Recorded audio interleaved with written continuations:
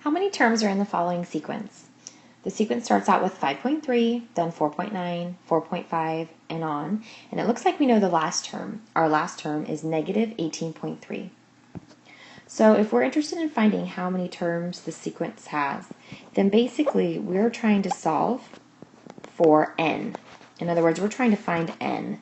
N is the number of terms. And we know our last term here. Our last term is negative 18.3. So we need to start with the pattern, of course, to determine what kind of a sequence we're looking at. So we're starting with 5.3, and then we get 4.9, and then our next term is 4.5. So what's happening each time? Looks like we are subtracting 0.4 repetitively.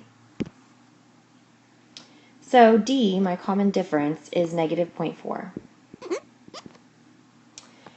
So let's go ahead and start by just writing out our formula for the nth term, our general formula for this particular sequence.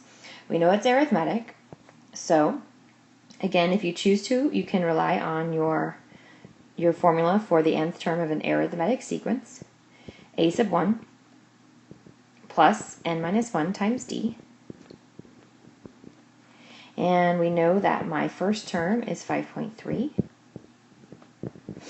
plus n minus 1 times my common difference, which is negative 0.4. Oops, I wrote 0.4 up here. Sorry about that. That should be negative 0.4 for my common difference.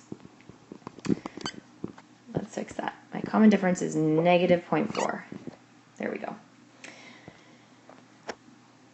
Remembering that if you're a person that doesn't want to rely on the formula, you don't need to know this formula for an arithmetic sequence if you understand that we're subtracting 0.4 every time. You could start out with a sub n is equal to negative 0.4 times n, because the repetitive subtraction can be thought of as a multiplication, negative 0.4 times n, and then just adjust your formula accordingly so that we can fit our first term to be 5.3. Meaning, if I were to substitute in n equals 1, we'd have negative 0.4 times 1, which would be negative 0.4.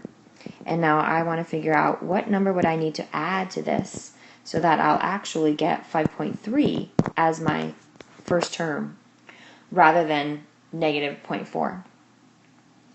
So you can see that my question mark here would have to be, let's see, 5.7, I believe.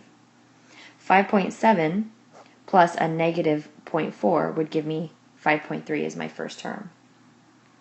So that allows you to adjust your formula and realize that my formula should be a sub n equals negative 0.4n plus 5.7 instead.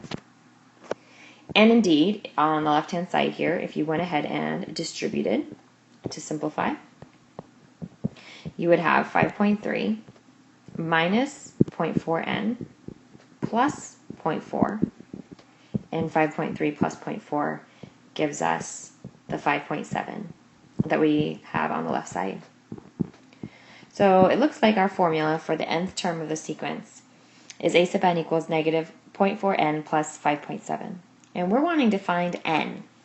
Well, here's where we can use the fact that we know the last term is 18.3. In other words, we know this is a sub n, my last term in the sequence. Squeak, squeak. Sorry about that. So I can go ahead and substitute in negative 18.3 here for a sub n and solve for n.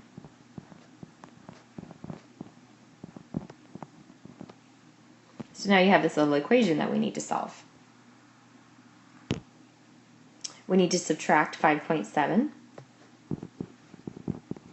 from both sides of the equation. So we would get negative 24 equals negative 0.4n, and then divide by negative 0.4. So it looks like n is equal to 60,